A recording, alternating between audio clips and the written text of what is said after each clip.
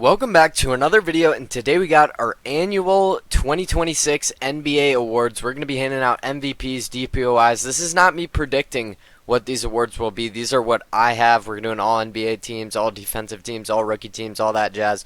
So we're giving out all of my personal, what I think the awards should be, what I would vote for if I had a vote. Real quick, before we get started, make sure you subscribe if you're new. We do college basketball, college football, NFL, NBA, and MLB content, so if any of that intrigues you, make sure you go down there and subscribe. But let's go ahead and start off from the top. I think it's only fair to start with the MVP. I like showing the older and the newer trophies because, you know, the older trophy still has a special place in history, I would say so. But then, obviously, you got the newer trophy here. These are the three finalists for MVP, SGA, Jokic, and Wemby. And honestly, I think there's an argument for all three. I think you could even throw Luka into this conversation. I know he's not going to win it. Obviously, he's not a finalist, but I really do think this is a four-man race. It's not just these three. I know it is now. SGA will start off from the top. I mean, he's averaging 30 points, shooting 54% from the field as a guard. We've never seen a guard be this efficient before. It's absolutely ridiculous, not to mention he's on the best team in the league, so that obviously gives him a little bit of a bump. Then you have Jokic. I mean, Jokic, he missed a little bit of time this season, but when he's played, I mean, I believe the Nuggets have like the insane difference on off splits for when Jokic is on the floor compared to when he's off of the floor. He has been that impactful for this team. It's pretty crazy. I want to say, I mean, he's averaging a triple-double. I know that, but I mean, he's been just absurd. And I mean, in the regular season, almost 28 points, 13 rebounds, almost 11 assists. I mean, that is ridiculous stuff. And then you have Wemby. I believe he averaged 24, 25 points, like 10 rebounds, something like that. He's just a freak of nature. And obviously, even greater impact is the defensive end. He's by far the best defender in the league. So, and you know, you got the Wemby quote coming out where defense is 50% of the game, which is correct. By that logic, you could argue Wemby. I mean, really, you could argue all three of these guys. Jokic is maybe the most impactful of the three. I think Jokic is the best player in the league. But for my MVP, I'm actually going to give it to SGA. I'm going to go SGA, gets his second MVP, goes back-to-back here. I just feel like what he's doing, first of all, he's on the best team of these three. I mean, these are the top three seeds in the West. OKC won 64 games, the Spurs won 62, and the Nuggets won 54. I feel like for Jokic, I mean, yes, I do think he's the best player in the world.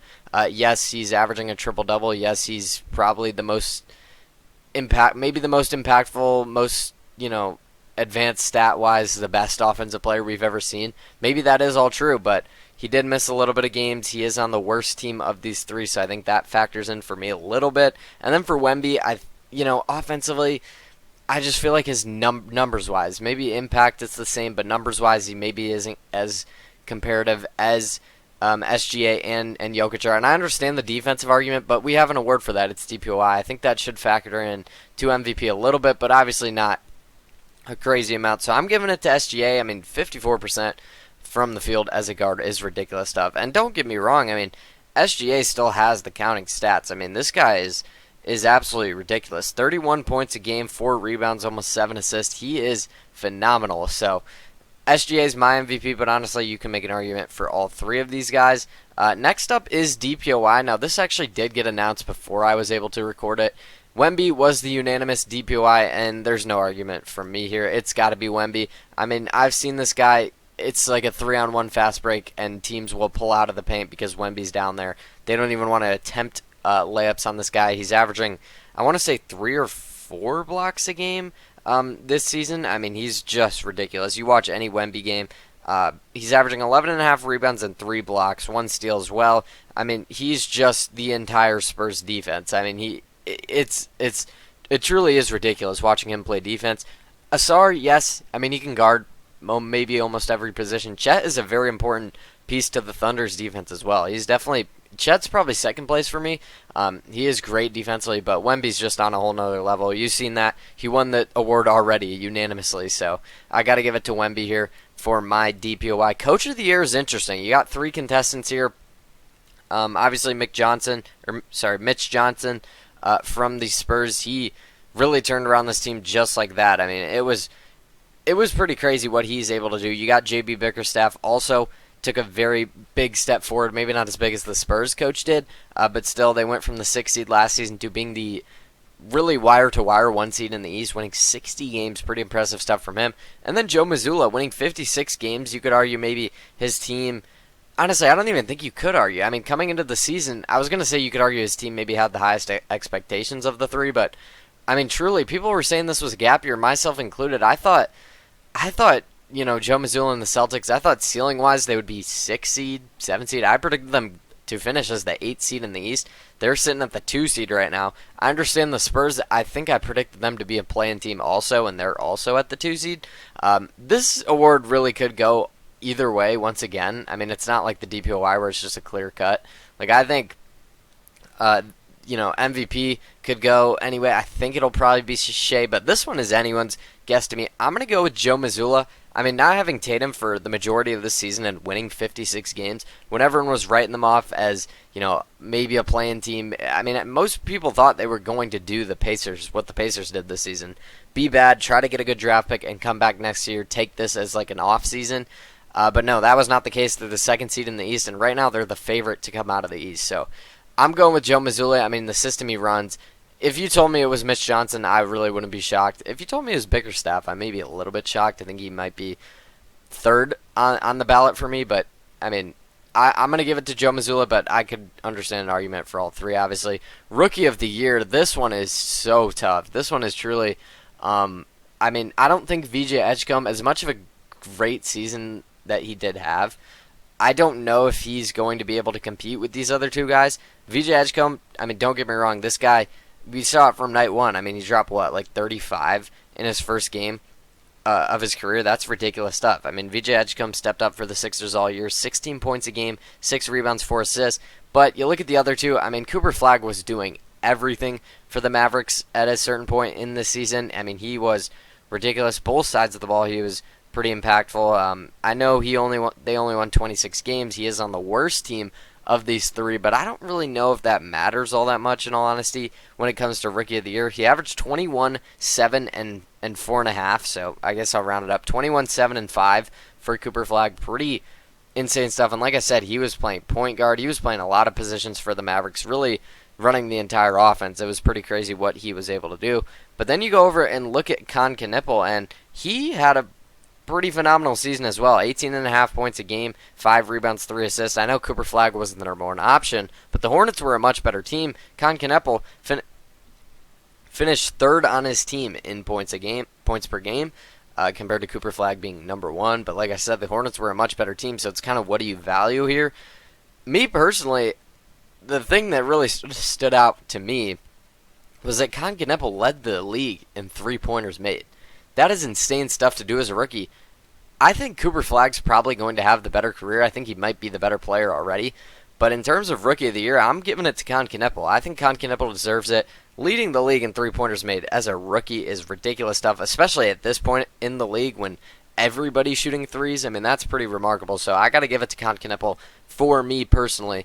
Most improved player, this one is also interesting. Denny Avdija, I feel like there's a case for him. I mean, yes, but he was really good last season. I try to give most improved to actually who improved the widest margin, not just jumping from a star to an all-star, which I feel like is what we see a lot. I like seeing a role player type guy taking a step forward, taking a step to be a number 1, number 2 option on his team. So I think you guys may know where I'm going with this. I got to give it to my boy, Nickeil Alexander-Walker. I mean, this guy averaged 8 points a game last season. I believe this season he's averaging like 20. I mean, he's ridiculous. Sharpshooter for the Hawks. He's really stepped it up. I mean, this guy was like a 3-and-D player for most of his career on Minnesota, and now he's averaging 20 points a game. He's been the number 1 option multiple nights for the Atlanta Hawks this season. I mean, he's scored, I want to say, 15-plus points in like 25 straight games, something crazy like that. And yeah, going from 8 points a game to 20, that's a 12 points per game jump. I got to give it to him. I know Denny Avdija took a big jump forward as well. He's an all-star this season. Same thing with Duren. He's an all-star. He's great defensively as well, and he's stepped it up when Cade has missed time. But me personally, who took the biggest jump? I'm going with Nickeil. This is what I look for in this award. I know some people may differ. Some people like the star to all-star. I like the role bench player guy getting to star level. I prefer more of that. So I'm giving it to Nickeil Alexander-Walker here for most improved player. 6th man of the year. This one's interesting. Keldon Johnson. is here. You got Jaime Jaquez, you got Tim Hardaway Jr. Honestly, you could go any of these ways. I'm gonna go with Jaime Jaquez. I mean, this guy closes games for the Heat a lot. I mean, really, he plays a whole lot of minutes for the Heat. I know the other two guys do as well. I mean, Tim Hardaway Jr. stepped it up when the Nuggets have been dealing with injuries all season. That's kind of what you want to see from a six-man, so I wouldn't be shocked if he won it. And then you got Keldon Johnson, who has been ridiculous at times for the Spurs, and the Spurs are the best team out of these three. I know the Heat are the worst team, but you look at Jaime Jaquez, 15 points a game, 5 rebounds, 5 assists. He only started one game this season. That's pretty good numbers for coming off the bench the entire season. You look at Tim Hardaway Jr., I mean, I guess he only started 6 games, 13.5 points a game, 2 rebounds, 1 assist. You look at that, the numbers are a little bit lower, which is kind of what I was looking at. Honestly, for this one, I just kind of looked at who was averaging more, if in all honesty. Keldon Johnson is interesting, 13 points a game, 5 rebounds, 1 assist, but I think you can understand. I mean, Jaime Jaquez is averaging the most points. I think he's also averaging the most rebounds and assists. So I'm going to go with Jaime Jaquez for me. I mean, 15, 5 and 5. I mean, that's pretty good stuff.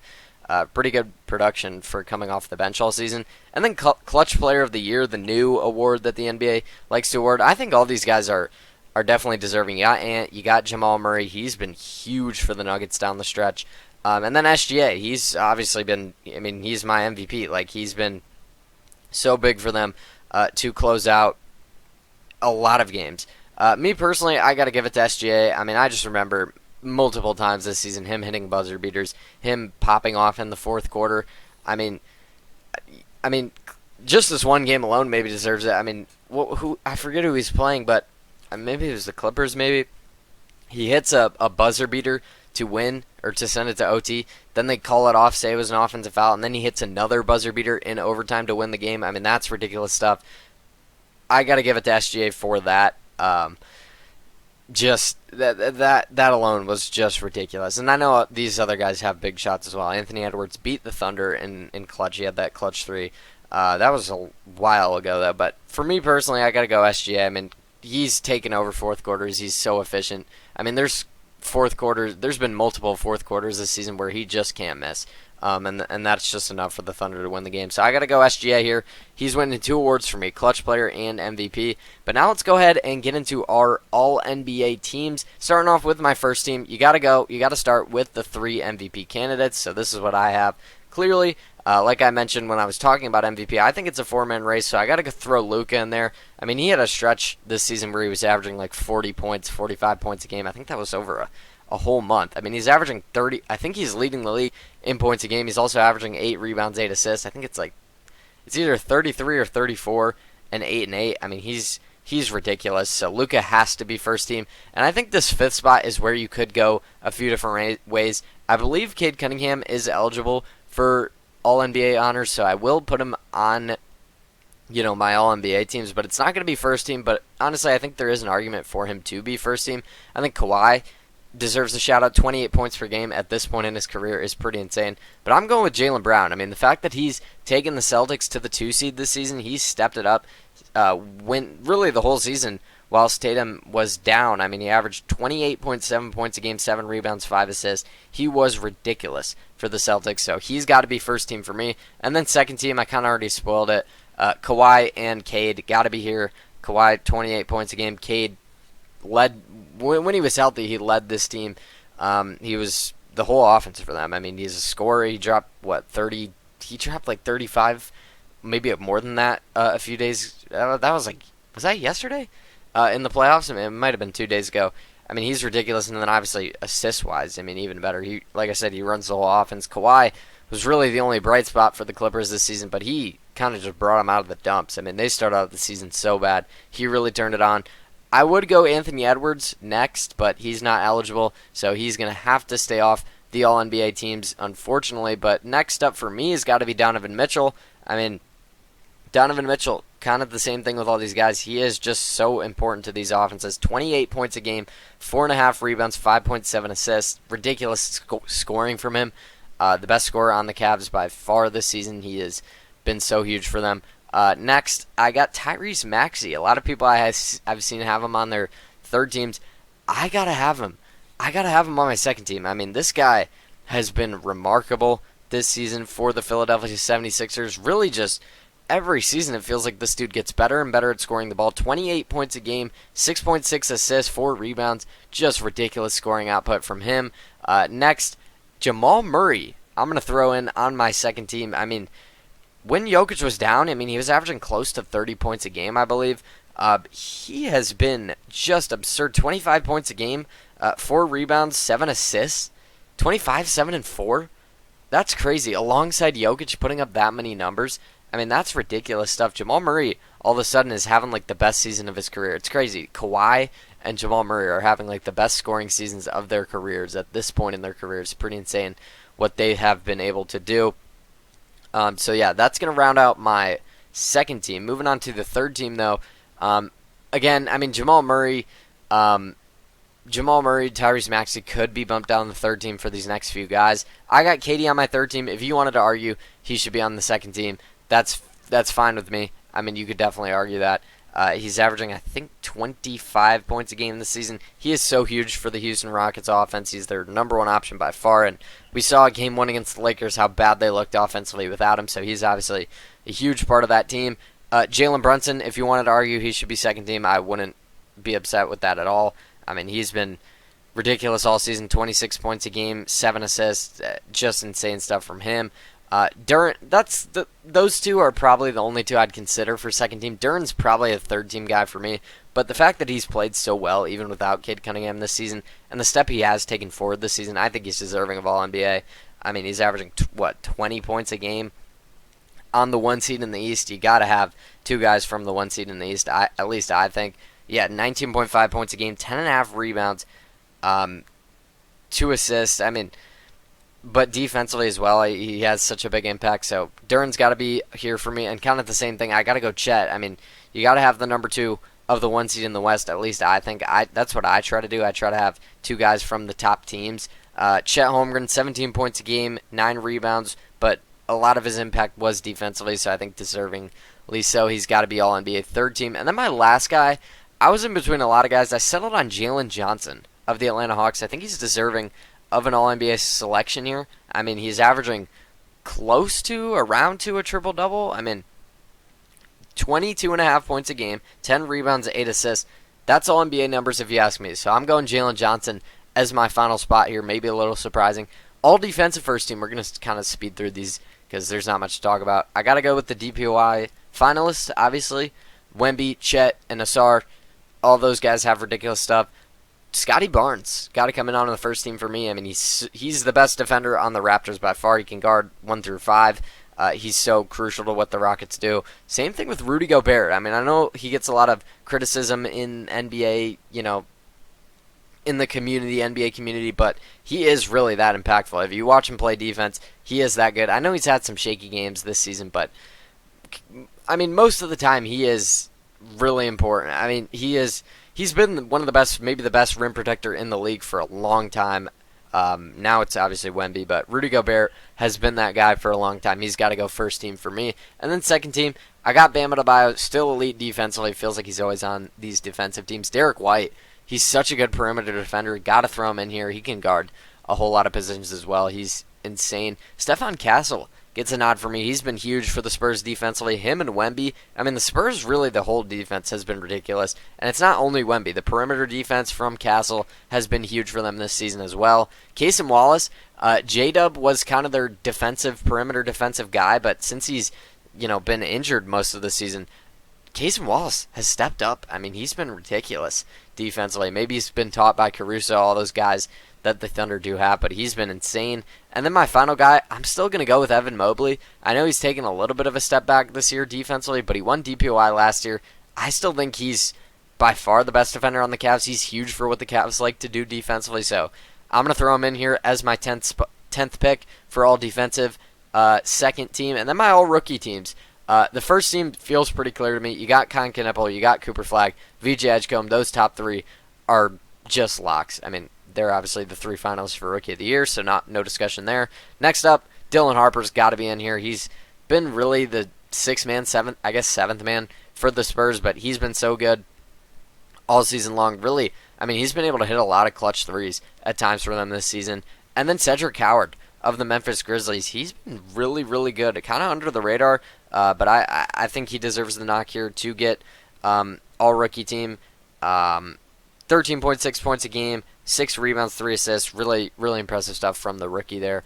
And then all-rookie second team, I got Colin Murray Boyles. I mean, I think he's averaging, I want to say 13 for the Raptors. As a 5 seed, he's had a pretty significant role for the Raptors this season. Sorry, I was a little off there. 8 points a game, 5 rebounds, 2 assists. Nonetheless, though, I mean, he's played a lot of minutes for the Raptors this season. He's been huge. Next up, Ace Bailey.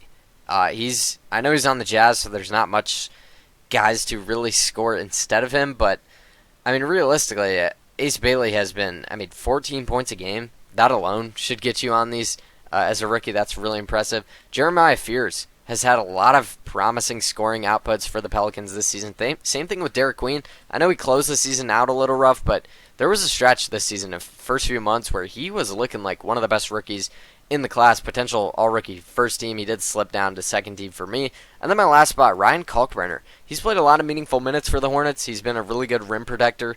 He grabs boards. I think he's averaging like 7 points a game, but his impact isn't really scoring. I mean, it's rebounding, it's interior defense, rim protection. He's been really good at that stuff for the Hornets, and they've needed it at times. So, yeah, but that's gonna do it for my NBA awards. We got our all NBA, all defensive, all rookie teams. Obviously, the big awards: MVP, DPOY. We went through all of them.